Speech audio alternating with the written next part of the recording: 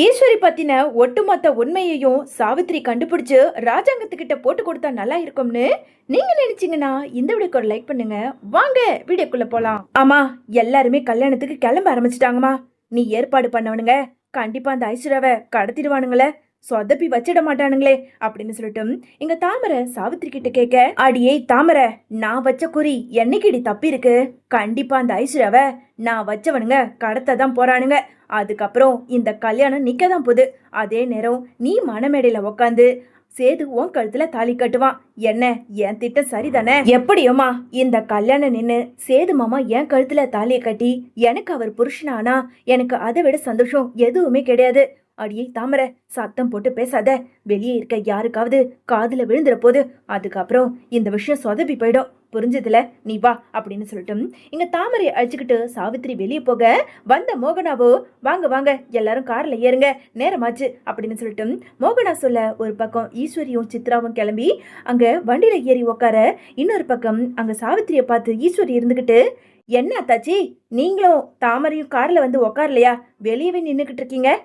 அது வந்து மதனி, நீங்க போங்க. வெறும் கையில எப்படி நான் கல்யாணத்துக்கு வர முடியும்? சேதுவுக்குன்னு ஒரு செயின் வாங்கணும். அதனால நான் நகை கடைக்கு போய் நானும் தாமரையும் செயின் வாங்கிக்கிட்டு அதுக்கப்புறமா கோவிலுக்கு வந்துடுறோம். நீங்க கிளம்புங்கண்ணே அப்படின்னு சொல்லிட்டு சாவித்ரி ஒரு பெரிய திட்டத்தை போட்டு ராஜாங்கத்துக்கிட்ட சொல்ல, ராஜாங்கம் ஈஸ்வரி அங்க இருந்த சித்ரானை கிளம்பி எல்லாருமே கோவிலுக்கு போக, இன்னொரு பக்கம் சேதுவோ அங்க ஐஸ்வர்யாவை அழைச்சுக்கிட்டு அங்க இருந்து கிளம்பி போக, இத பாத்துக்கிட்டு இருந்த சாவித்திரியோ தன்னோட அடியாட்களுக்கு போன் பண்ணி, டேய், நான் சொன்ன இடத்துலயே தயாரா இருங்க, கார் புறப்பட்டுடுச்சு.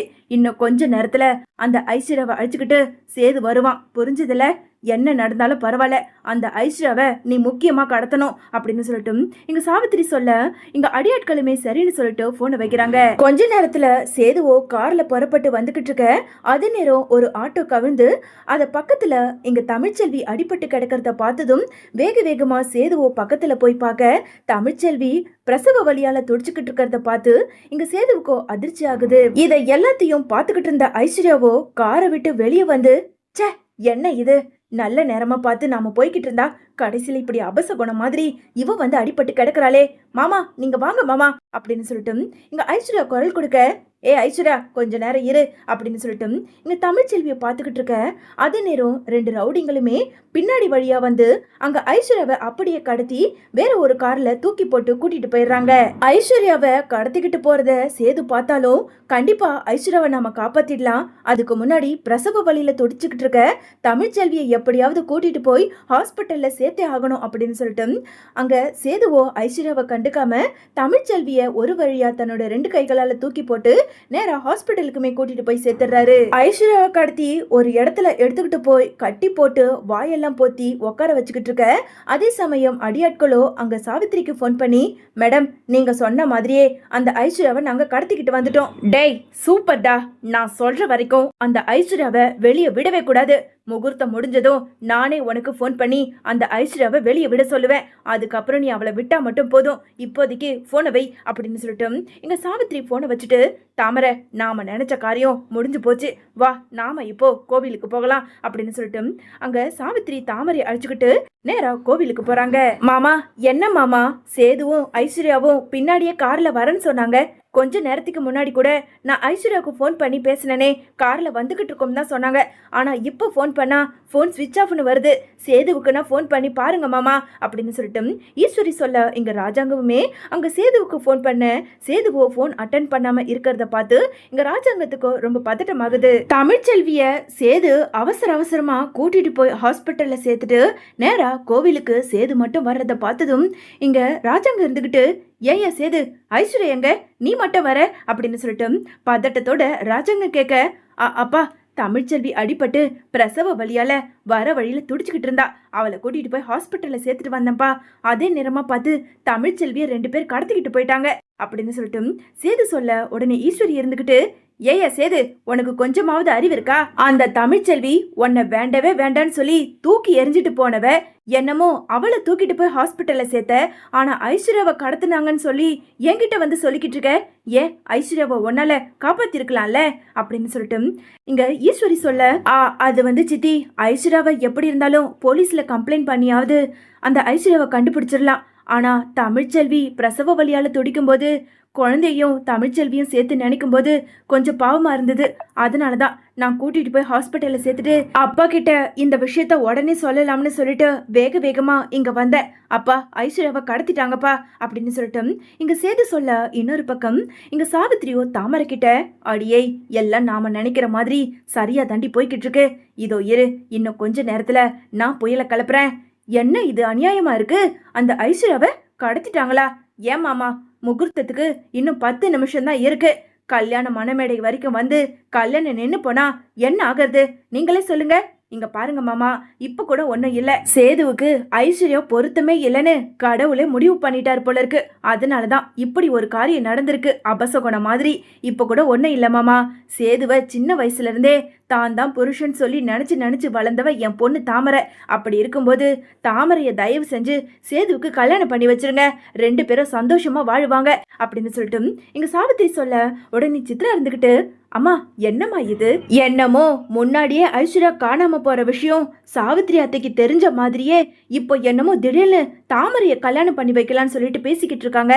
என்னம்மா இதெல்லாம்? சீக்கிரமா உள்ள புகுந்து ஏதாவது பேசுமா, காரியத்தையே சொதப்பி வச்சிட போகுது அப்படின்னு சொல்லிட்டு இங்க சித்ரா சொல்ல, நல்லா இருக்கே அத்தாச்சி நீங்க பேசுறது. அண்ணன் எப்ப காலியாவான், தின்ன எப்ப காலியாகுங்கிற மாதிரி கதையெல்லாம் இருக்கு நீங்க பேசுறது. ஐஸ்வர்யாவை காணனா ஐஸ்வர்யாவை கண்டுபிடிச்சு அடுத்த முகூர்த்தத்துல கூட சேதுவுக்கு கல்யாணம் பண்ணி வைக்கலாம். அதுக்காக இப்பவே தாமரையை கல்யாணம் பண்ணி வைக்க முடியுமா? அதுவும் தாமரை ஏற்கனவே ஒருத்தனுக்கு பொண்டாட்டியா இருந்தவ. சேதுவுக்கு பொருத்தமான பொண்ணு என் அண்ணன் பொண்ணு ஐஸ்வர்யா தான் அப்படின்னு சொல்லிட்டு ஈஸ்வரி பேசிக்கிட்டு இருக்க, உடனே ஐஸ்வர்யா அப்பா இருந்துகிட்டு, என்ன சம்மந்தி இதெல்லாம்? என் பொண்ணை கடத்தி இருக்காங்க, ஆனா இங்க எல்லாரும் நின்று அமைதியா பேசிக்கிட்டு இருக்கீங்க. இப்பவே போலீஸ் ஸ்டேஷன் போய் கம்ப்ளைண்ட் கொடுத்தாகணும், வாங்க அப்படின்னு சொல்லிட்டு இங்க ஐஸ்வர்யா அப்பா சொல்ல, ராஜாங்கமுமே அங்க போலீஸுக்கு ஃபோன் பண்ணி போலீஸை வர வச்சு, இந்த மாதிரி என் பையனுக்கு கல்யாணம் பண்ணிக்க போற அந்த ஐஸ்வர்யாவை யாரோ 2 பேர் கடத்திருக்காங்க, சீக்கிரமா கண்டுபிடிங்க அப்படின்னு சொல்லிட்டு போலீஸ்ல கம்ப்ளைண்ட் கொடுக்க, போலீஸோ கம்ப்ளைண்ட்டை வாங்கிக்கிட்டு நேரா அங்க ஸ்டேஷனுக்குமே போயிடுறாங்க. கொஞ்ச நேரத்துல அங்க இருந்த ராஜாங்க இருந்துக்கிட்டு, சரி அதான் கல்யாணம் நின்று போச்சுல, நாளைக்கு இல்லை நாளானிக்கு கூட ஒரு நல்ல முகூர்த்தமா பார்த்து கல்யாணத்தை நம்ம வச்சுக்கலாம், இப்போதைக்கு வீட்டுக்கு போகலாம் அப்படின்னு சொல்லிட்டு ராஜாங்க சொல்ல, அம்மா அம்மா சீக்கிரமா ஏதாவது பேசி சேது மாமாவுக்கு என்ன கல்யாணம் பண்ணி வைமா, அதுக்காக தானே அந்த ஐஸ்வர்யாவை நம்ம கடத்தணும். என்னடி பண்றது? நான் எவ்வளவு சொல்லியும் பாரு, என் அண்ணன் கேட்கவே மாட்டேங்கிறாரு.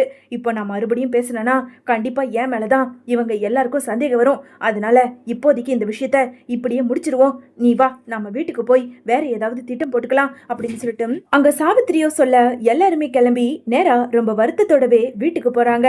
இன்னொரு பக்கம் ஐஸ்வர்யாவை கடத்தி வச்சது யாரு அப்படின்னு சொல்லிட்டு கண்டுபிடிக்கிறதுக்காக போலீஸோ தீவிர விசாரணை நடத்திக்கிட்டு இருக்க, அதே நேரம் ஐஸ்வர்யா இருக்க இடத்தையும் கண்டுபிடிச்சு போலீஸுமே அந்த இடத்துக்கு போக, அங்க இருந்த ரவுடிங்களோ அப்படியே தப்பிச்சு போக, ஐஸ்வர்யாவை போலீஸ் வாயெல்லாம் கட்டி போட்டிருந்த கட்டையும் அவிழ்த்துட்டு காப்பாத்திடுறாங்க. ஒரு வழியா போலீஸ் அங்க தப்பிச்சு போன ரவுடிங்களை பிடிச்சு அடி வெளுத்து வாங்கி அங்க உண்மையை கேட்க, சார் சார் எங்களை எதுவும் செஞ்சிடாதீங்க சார், அந்த வீட்டில் இருக்க ராஜாங்க ஐயாவோட தங்கச்சி அந்த சாவித்திரி அம்மா சொல்லிதான் நாங்கள் இப்படி பண்ணோம் அப்படின்னு சொல்லிட்டு அங்கே இருந்த ரவுடியோ வாக்குமூலம் கொடுக்க, உடனே அந்த ரவுடிங்களை அடிச்சு போலீஸுமே ஐஸ்வர்யாவையும் அடியாட்களையும் அழிச்சுக்கிட்டு நேரா ராஜாங்கத்தோட வீட்டுக்கு வராங்க. வீட்டுக்கு வந்த ஐஸ்வர்யாவை பார்த்ததும் சாவித்திரிக்கும் தாமரைக்கும் அதிர்ச்சியாக, இன்னொரு பக்கம் இங்க ஈஸ்வரியோ வேக வேகமா போய், ஐஸ்வர்யா என் கண்ணு நீ வந்துட்டியா, நீ எங்கம்மா போன, உன்னை யாருமா கடத்தினது அப்படின்னு சொல்லிட்டு பதட்டத்தோட ஈஸ்வரி பேசிக்கிட்டு இருக்க, உடனே தாமரை இருந்துகிட்டு, அம்மா என்னம்மா இது, என்னமோ இந்த ஐஸ்வர்யாவை கடத்த ஆளு வச்சிருக்கேன் அது இதுன்னு சொன்ன, கடைசியில பார்த்தா இங்க வந்து நிக்கிறா. அப்போ ஒருவேளை அந்த ரவுடிங்க போலீஸ் கிட்ட மாட்டிக்கிட்டாங்களா, போலீஸ் உண்மையை கண்டுபிடிச்சிச்சா அப்படின்னு சொல்லிட்டு அங்க இருந்த தாமரை சாவித்திரி கிட்ட சொல்ல, அடியே தாமரை எனக்கே ஒரே பயமா இருக்குடி, ஒருவேளை போலீஸ் உண்மையை கண்டுபிடிச்சா ராஜாங்க அண்ணனுக்கு எல்லா உண்மையும் தெரிய வந்துடுமே, அந்த ரவுடிங்க என்னையும் சொல்லியிருப்பானுங்களா அப்படின்னு சொல்லிட்டு பதட்டத்தோட சாவித்திரி நின்றுக்கிட்டு இருக்க, அதே நேரம் போலீஸுமே ரவுடிங்களை அடிச்சு வீட்டுக்குள்ள இழுத்துக்கிட்டு வர்றதை பார்த்ததும் அங்க இருந்த சேது ராஜாங்கம்னு எல்லாருமே எழுந்து நிக்கிறாங்க. வாங்க இன்ஸ்பெக்டர், எங்க வீட்டு மருமக ஐஸ்வர்யாவை நீங்க காப்பாத்தி கொடுத்ததுக்கு உங்களுக்கு ரொம்ப நன்றி சொல்லிக்கிறேன். ஆமா இவனுங்க தான் ஐஸ்வர்யாவை கடத்தினதா அப்படின்னு சொல்லிட்டு ராஜாங்க கேட்க, ஆமா சார், இந்த ரவுடிங்க தான் ஐஸ்வர்யாவை கடத்தினது. யார் கடத்தினதுன்னு நாங்க அடிச்சதுல இவனுங்க உண்மையை சொல்லிட்டானுங்க. என்ன சொல்றீங்க? அப்போ யாரோ சொல்லிதான் இவனுங்க கடத்திருக்கிறதா அப்படின்னு சொல்லிட்டு சேது கேட்க, சார் யாரோ சொல்லி இல்ல, உங்க வீட்ல இருக்க ராஜாங்க சாரோட அவங்க தங்கச்சி சாவித்திரி சொல்லிதான் இந்த ஐஸ்வர்யாவை கடத்திருக்காங்க அப்படின்னு சொல்லிட்டு அங்க இன்ஸ்பெக்டர் சொல்ல, இதை கேட்டதும் ராஜாங்கம் ஈஸ்வரின்னு எல்லாருக்குமே அதிர்ச்சி ஆகுது. உடனே ராஜாங்கம் அங்க சாவித்திரியை திரும்பி பார்க்க, உடனே சாவித்திரி இருந்துகிட்டு, ஐயோ எனக்கும் இவனுங்களுக்கும் எந்த சம்பந்தமும் கிடையாது அண்ணே, இவனுங்க தேவையில்லாம ஏன் மேல பழிய போட்டு பேசினா நீங்க என்னமோ என்ன பாக்குறீங்கன்னு அப்படின்னு சொல்லிட்டு சாவித்திரி பதட்டத்தோட பேசிக்கிட்டு இருக்க, உடனே ஈஸ்வரி இருந்துகிட்டு, நினைச்ச அத்தாச்சி நினைச்சேன், அது எப்படி போலீஸ் கிட்ட ரவுடிங்க போய் சொல்லுவானுங்க, உண்மையதான் சொல்லியிருக்கானுங்க. உங்களை எப்படி அந்த ரவுடிங்களுக்கு தெரியும்? அதுவும் பேரோட நீங்க தான் ஏதோ திட்டம் போட்டு இந்த கல்யாணத்தை நிப்பாட்டுறதுக்காக இந்த ரவுடிங்களை வச்சு ஐஸ்வர்யாவை கடத்திருக்கீங்க, அப்படிதானே? அப்போ நீங்க திட்டம் போட்ட மாதிரியே இந்த கல்யாணத்தையும் நீங்க நிப்பாட்டிட்டீங்க. மாமா சேது, இப்ப தெரியுதா உங்க 2 பேருக்கும் இந்த கல்யாணத்தை நிப்பாட்டி தாமரைய உனக்கு கல்யாணம் பண்ணி வைக்கணுங்கிறதுக்காக தான் இந்த சாவித்திரியா தாச்சி இப்படி எல்லாம் பண்ணிருக்காங்க.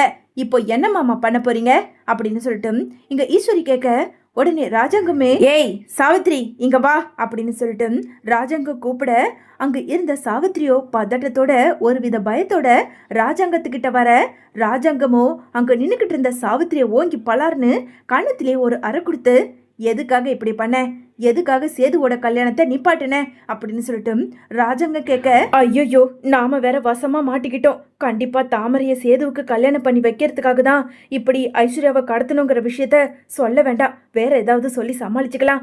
அண்ணே நீ என்ன வேணாலும் அடினே, என்னை கொண்டு கூட போடு, ஆனா இந்த ஐஸ்வர்யாவை சேதுவுக்கு கல்யாணம் பண்ணி வைக்காதனே. இவங்க எல்லாரும் திட்டம் போட்டுதான் ஐஸ்வர்யாவை சேதுவுக்கு கல்யாணம் பண்ண பாக்குறாங்க. இந்த ஐஸ்வர்யா சாதாரணமா ஒன்றும் கல்யாணம் பண்ணிக்க பார்க்கல, இந்த வீட்டு ஒட்டுமொத்த சொத்தும் இந்த ஐஸ்வர்யா பேருக்கு வருங்கிறதுக்காக தான், சொத்துக்காக ஆசைப்பட்டு தான் சேதுவை கல்யாணம் பண்ண பார்க்குறா. அதனால தான் சேதுவுக்கு ஒரு நல்ல பொண்ணா பார்த்து நாமளே கல்யாணம் பண்ணி வைக்கலாம், இவ வேண்டான்னு சொல்லி தான் இப்படி ஒரு காரியத்தை இந்த கல்யாணத்தை நிப்பாட்டுறதுக்காக பண்ணேன். ஆமாண்ணே நான் தான் பண்ணேன் அப்படின்னு சொல்லிட்டு இங்க சாவித்திரியுமே தன்னோட வாயால உண்மையை போட்டு உடைக்க, என்ன அத்தாச்சி வாய் ரொம்ப நீண்டுகிட்டே போகுது, உங்க மனசுல நீங்க என்ன நினைச்சுக்கிட்டு இருக்கீங்க? ஐஸ்வர்யா ரொம்ப நல்ல பொண்ணு, அவளை பத்தி தப்பா பேசுறீங்கன்னா அதுக்கப்புறம் மரியாதை கெட்டு போயிடும். மாமா நான் தான் சொன்னல, இந்த வேலையை கண்டிப்பா சாவித்திரி அத்தாச்சி தான் பார்த்துருப்பாங்கன்னு. இங்க பாருங்க, இப்ப கூட ஒன்றும் இல்லை, இன்னும் 2 நல்ல முகூர்த்தம் வருது, சீக்கிரமா ஐஸ்வர்யாவுக்கும் சேதுவுக்கும் கல்யாணத்தை நம்ம முடிப்போம் அப்படின்னு சொல்லிட்டு இங்க ஈஸ்வரியுமே அங்க ராஜாங்கத்துக்கிட்ட பேசிக்கிட்டு இருக்காங்க.